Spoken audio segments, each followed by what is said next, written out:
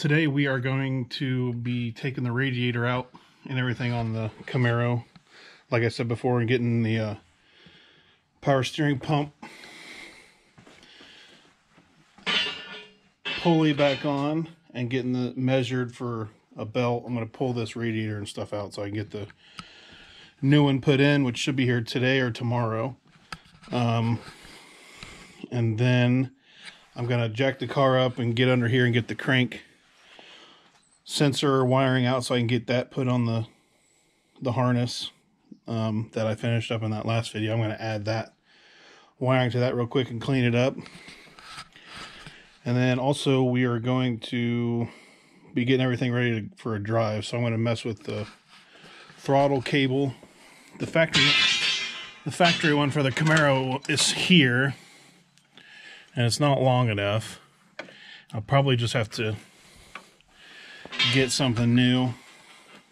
Either use a truck one that like the engine came from, or get something aftermarket. And then I'm going to try to button up some more of the fuel leaks that we had. Check these maybe O-rings. But yeah, this video is going to be basically all about getting it driving for the first time, even just around the block. Clean up this fuel pump wire. Go ahead and put it inside the car so it goes out back behind here. And then everything else should be ready once we get the hoses cleaned up. I have ordered a heater hose delete on the water pump. Then once I put the harness back in, I can run it and check for that it goes into all the gears when it's hooked up, and then we'll go from there. But yeah, I'll just go ahead and put it on time lapse, jack this thing up, and I'll pull out the radiator and that crank trigger for now, and then after that you'll see putting the new radiator back in the car. It's a nice new aluminum 2-core race from Jags, and then I have a auxiliary transmission cooler as well I'm going to hook up. So yeah, then I'll be putting a belt on, hopefully take it for a quick drive at the end of this.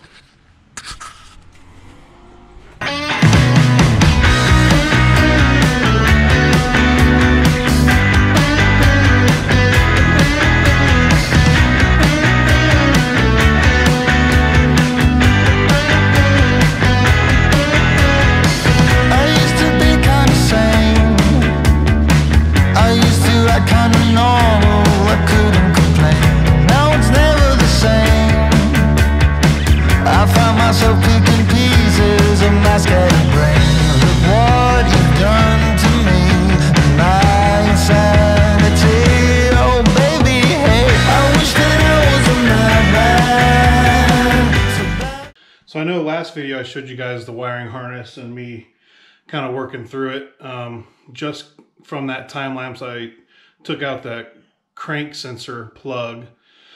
And it's right here. And this is under the car. I have to get this finished wired in the harness, which I'm back down here to put that in.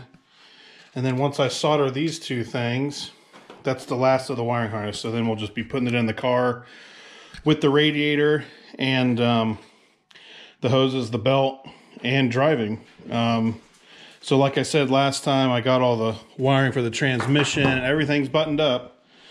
So now once this crank signal plug goes back in, it's all done and ready to go. So just wanted to show you that real quick, that I'm going to be soldering this 3 together, and then we'll be back out at the car putting the radiator in and everything else.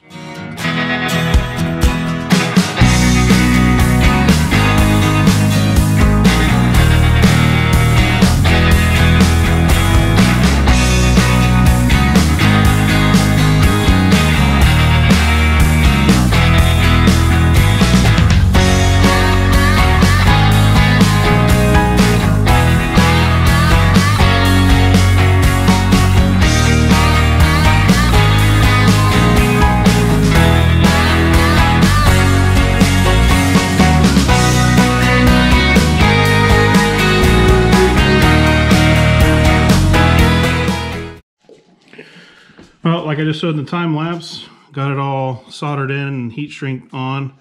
Now I'm just going to wrap it up with some more electrical tape and take it out to the car. All right, so Jason worked on the wiring a little bit earlier, and now I'm going to be, I just finished up putting the power steering pulley on. It's still not on 100%, but it looks fairly close to being lined up, and the tool, the installer tool, pulled all the threads out of the inside of the pump, because this is the original pump to the car, not with this engine. So it's pretty close. I had a belt on it. It should work. If not, then we'll just end up having to change the power steering pump, which that's not too terrible hard to do, but you know, I think it'll work. And so basically what I'm going to be working on now is I'm going to take the steering, because the steering wheel is actually pointed to the right a little bit. And if you look, that right front tire is still towed in, and the left front is just barely starting to toe in, which is fine because the wheel's just barely turned.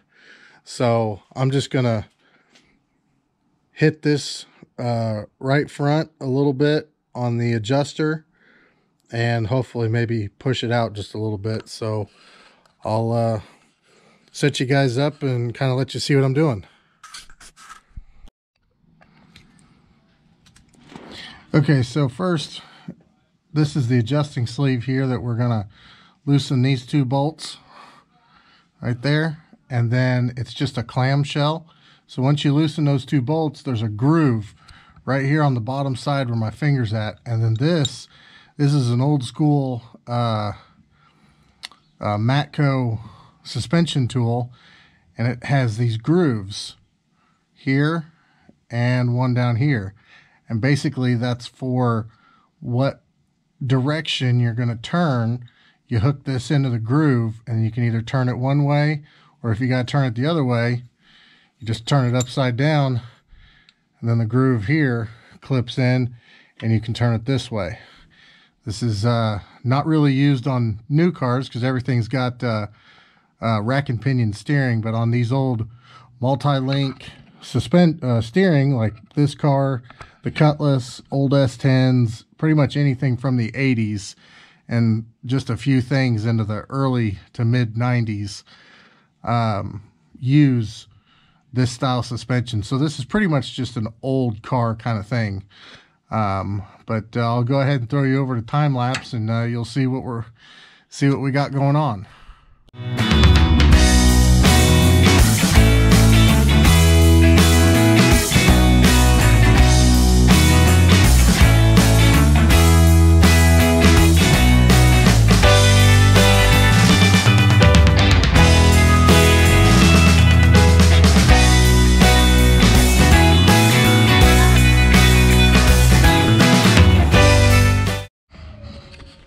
Okay, so now that I've got that adjusted, if you look, it's kind of hard to tell, but the front edge of that tire is slightly pointing to the right. So I had to turn it. I first went the wrong way, about a turn and a half to 2 turns, so I had to come back. So I think all in all, I ended up turning it about 2 full turns, maybe 2.5 turns forwards, to get it to where it is. So I'm going to lock it down. Now, the bad thing is with the front end of the car up in the air like this, that's not really the right way to do it. You need turning plates to put down on the ground. You need to let the full weight of the car down, but we don't have turning plates, nor obviously we don't have an alignment machine. But this is kind of a good visual way that we can get it close, so then we can drive it to an alignment shop and then get the alignment fully done. You can do it using a tape measure, but with the way this car sits so low on the front end and the tires are so wide, it's hard to get an accurate measurement front and rear. because you can get a measurement on the front, but with the engine and everything else, you can't get a tape measure to go all the way across. So it's very difficult. On like full-size pickups, it's much easier, but cars, it's a lot harder to do. So we'll just kind of get it close and then pop it into an alignment shop. So I'll go ahead and get all that tightened back up down there, and we'll move on to the next thing. Now, I know Steven just went over adjusting the front steering to kind of get the alignment a little better to where it needs to be.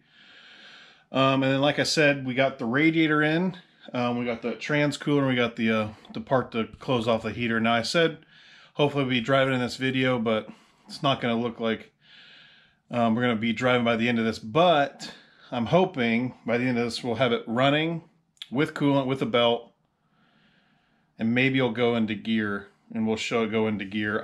The throttle cable is what's going to hold me up to kind of get it driving. That's going to take a little bit of doing, I think, but putting the radiator in and everything, I should get that done now, really. And then next video, we'll be able to drive it, because then we'll get the throttle cable done, and then we'll take a trip around the block and see how it drives and see if there's any other major issues that we have to deal with. But I did want to show you, I got the radiator in for it and the trans cooler.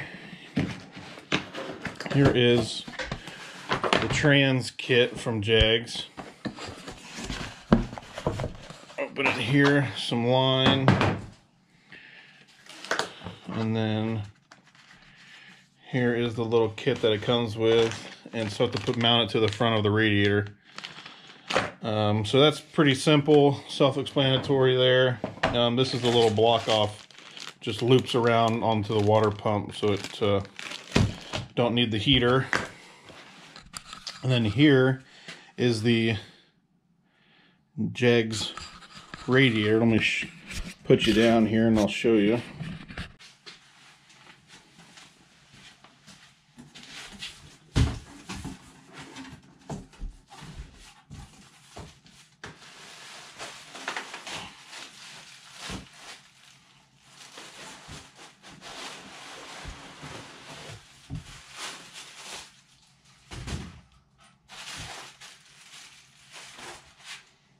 And here's the radiator, nice 2-inch thick core, all aluminum. I changed it to where now they're both, it's a pass through, so now they're both on the passenger side, kind of where the LS needs to be. The factory Camaro stuff is this inlet's actually over here, and then you have to kind of route the stuff kind of crazy over here. So I went ahead and got one that they're both on this side. Better for the LS engine, and I mean, you can see how thick this is and super light, so shouldn't have any issues with cooling on it. So plan is to stick that in the car today, see how well it fits, and I'll be doing that next. And then we can, once I do that, I can get the stuff going for the trans cooler, get the stuff going for the radiator hoses and stuff like that. And then once we get that on, we can knock out the alternator wiring super quick and then fire it up and actually let it get up to temp and everything. So that'll be the next step in this video, is putting the radiator in and getting the hoses and belt and everything on. And then I'm hoping to end it off running on jack stands, going through the gears, putting reverse and drive, and making sure the transmission works and everything. So that's the plan right now, and we'll just keep trucking along.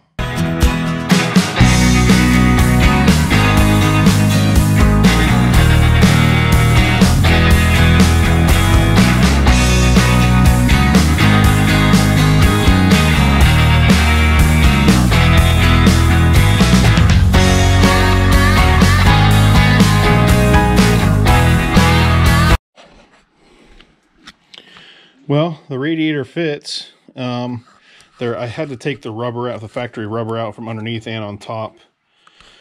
I'll just lay like a strip of rubber pad, like thin rubber pad on the bottom, and the plastic should be fine on top.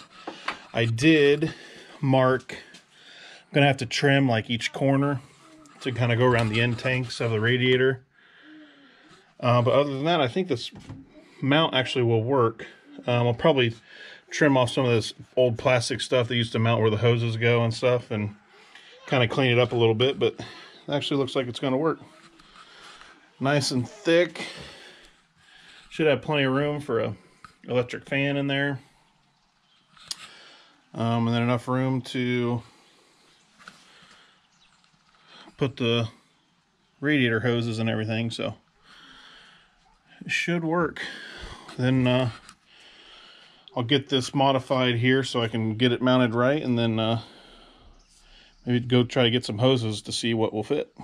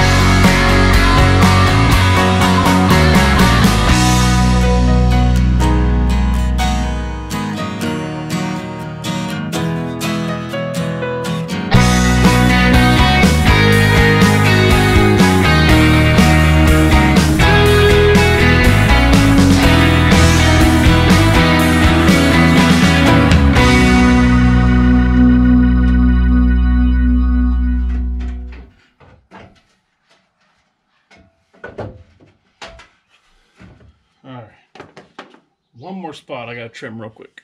Alright, so we made our last cut. I'm gonna cut that off some more. So now it should clear just fine. Go ahead and get this mounted where it wants to live.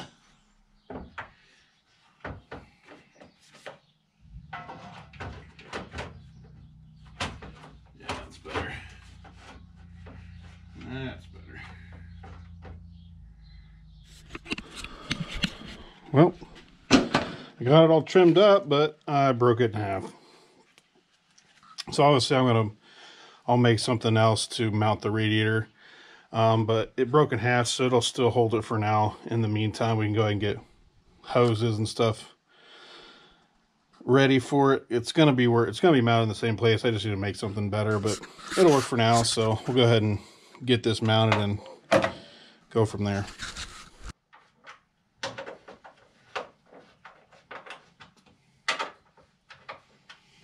But yeah, it'll work for mock-up at least.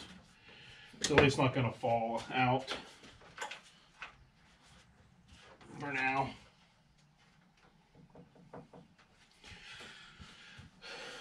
But then I'll make like a better strap system go around these end tanks and then utilize this front a little better. Because this isn't really going to work very well either anyway, so. All right, on to hoses. So, as you can see, I have my inlets here and here, which almost is just like a little S-bend. Then we have down here, which got to come down and over. The steering might be a little tricky, but we'll see. Well, so I know I just got the radiator mounted up, and the next step was going to be putting the hoses on and get the wiring back out here. As you can see, I got the wiring back on the engine. I've got everything hooked up. I still got to hook the transmission up Got the plug now for the alternator. Got the top radiator hose done. The bottom hose is sort of ran. I grabbed a couple things and a belt today to get everything going, but got the wrong size belt and I need one more piece for the radiator. So it doesn't look like in this video I'm going to get it running like I thought I was going to. I'm going to go ahead and end it off here, which is pretty much getting everything done. The wiring harness is back on it. And it's really, really close to actually being able to run and charge and stay on itself. But I got to run to the parts store this weekend and grab a few more things, and still got to install the trans cooler. So I just kind of ran out of time for this video, but next video for sure we'll just be button up a few things, and then we're going to go ahead and start it, run it through the gears, and then we'll go for a drive. Definitely that will be happening next video. So that'll just be all in one, kind of the run and drive. So look forward to that, and appreciate you guys for watching. Don't forget to like, subscribe, tell your friends about the channel if you like it, and could really help us out. But I'll see you next video for this thing to finally drive down the street.